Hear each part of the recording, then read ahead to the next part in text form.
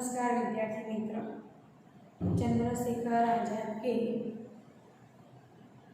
पाठ के दूसरे विभाग का आज हम पठन करेंगे। क्रांतिकारियों के कहीं विस्फोटक और मेरे परिचय के अंतरकाल में ही हुए, पर उन पर बात करने और पूछने का मुझे संभव न था।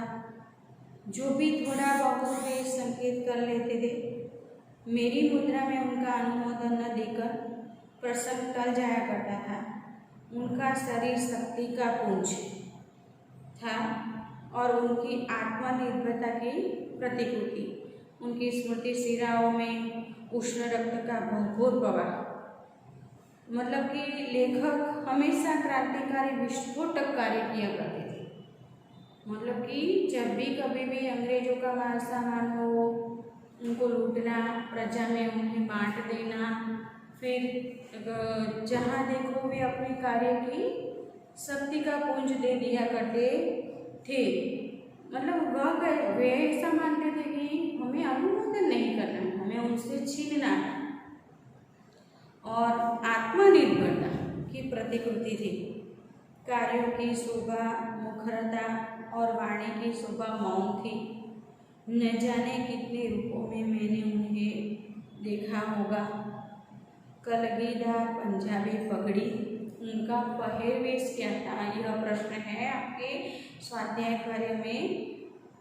तो जैसे पंजाबी सिख लोग वह कलगीदार पगड़ी पहनते हैं, वैसे कलगीदार पंजाबी पगड़ी और ढीले सलवार में जितने अच्छे लगते थे खद्दर के कुर्ते, मतलब खादी का कुर्ता, बंगाली धोती में भी वे वैसे ही खिलते थे। साधारणतया वे खुले गले का कोट, मतलब कौन सा खुले गले का कोट पहनते थे और दोनों पैरों को कछोटे से ढकने वाली धोती पहनते थे।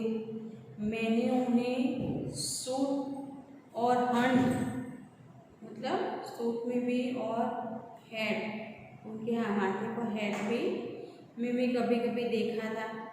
पूरे पंजाबी परिधान में भी हर प्रकार के वस्त्र के भीतर से खिलते रहते थे।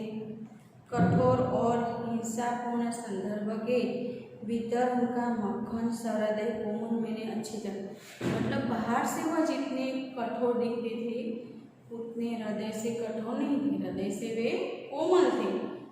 तो लेखक ने उन्हें कई बार इस तरह से देखा था। उनकी वीरता में जो उग्रता थी, उनका लक्ष्य राजनीतिक अपराध था।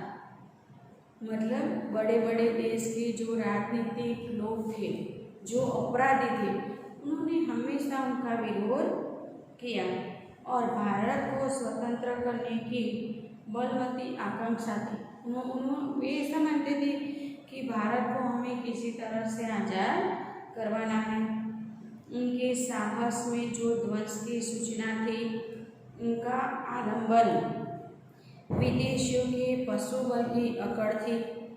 अपने देश के जो निरीह प्राणी, मतलब दूसरों के अधीन और क्रांति के मार्ग में आने के कारण नष्ट हो जाते थे, उनके लिए चंद्रशेखर आजाद के पास सहानुभूति और छलकते हुए आंसू थे। पर उनकी सार्वजनिक कार्य पद्धति में दया का दूसरा नाम कायरता। यह प्रश्न पूछा जाता है आपके, दया का दूसरा नाम कायरता। और उनका मानना था कि दया का दूसरा नाम कायरता है और क्षमा का दूसरा नाम आपत्ति।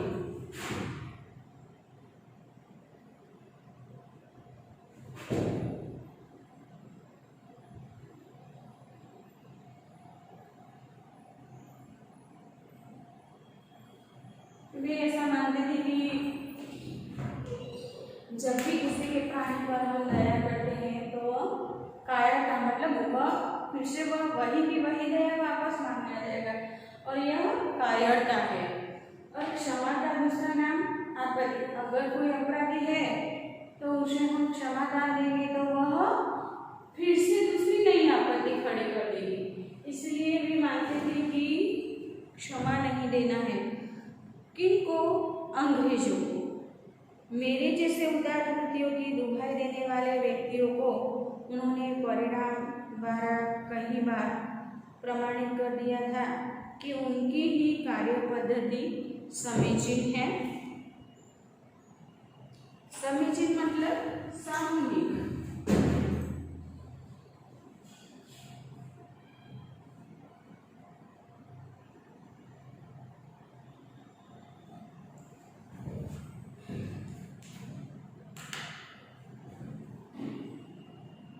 ईश्वर, धर्म और पाप पुण्य विषयक विवाद के लिए उनके पास समय न था। ऐसा नहीं मानते थे कि वो चलो ईश्वर को हम समय दे, धर्म की बाबत में, पाप पुण्य के विषय में वो विचार ही नहीं करते थे। इस तर्क वितर्क को वे अवकाश का वाकविलास समझते थे। मैं कह नहीं सकता कि उनके इस विषयों में संबंध में क्या मान्यताएं थी, पर यह निर्विवाद कहा जा सकता है कि जिस मान्यता में मन के हिचक, शैथिल्य, कार्यविरुद्धा, बुद्धिवाद, पलायनवाद को अवसर मिले उसके वे पूर्ण प्रतिकूल थे।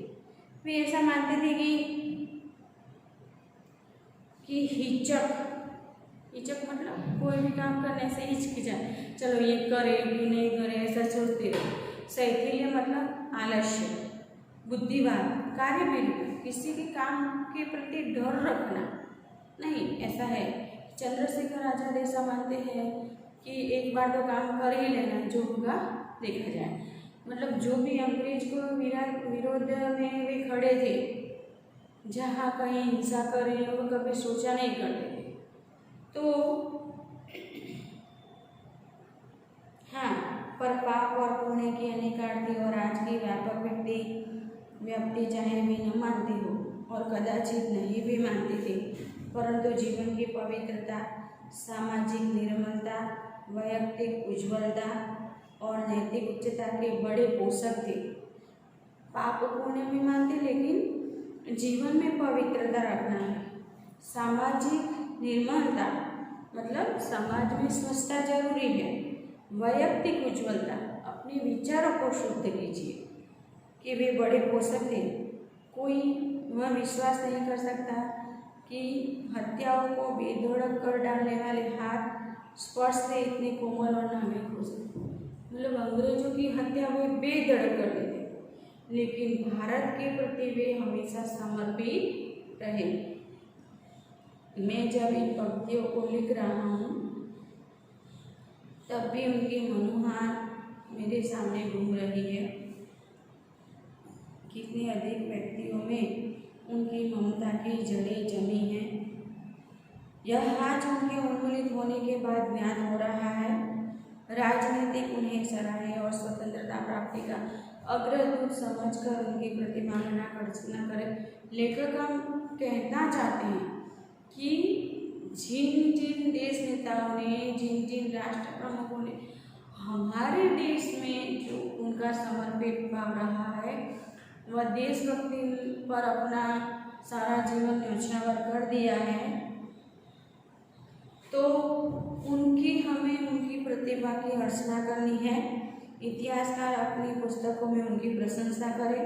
समझाते लेखक कि जो भी इतिहासकार इतिहास लिखते हैं उनको याद करें और महत्व का निर्णय करें। साहित्यिक उन पर उपन्यास, कहानियाँ, काव्य की रचना करके उन्हें अमर बना दें। संपादकगण उन पर लेख और टिप्पणियाँ लिखकर उनके साथी और सरकारी सभाओं में भाषण दे, एकांत में आंसू बहावे। इन वीरों के याद करने के लिए एकांत में आंसू बहावे, अच्छी सभाओं में उनके प्रति भाषण दे।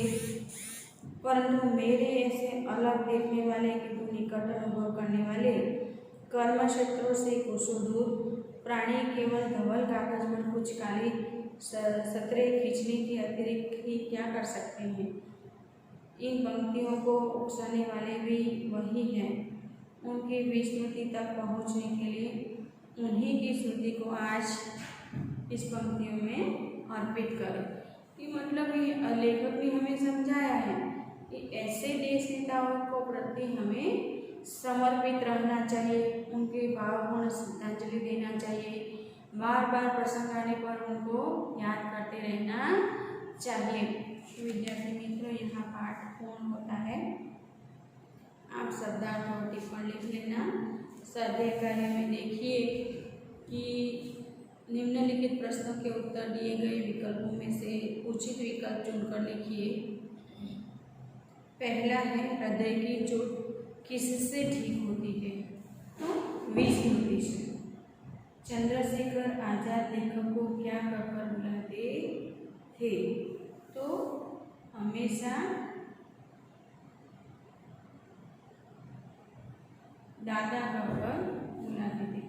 लेखक ने चंद्रशेखर आजाद के मन को किसके समान बताया है? तो मक्खन एवं सहृदय कोमल। चंद्रशेखर आजाद के लिए दया का दूसरा नाम क्या था?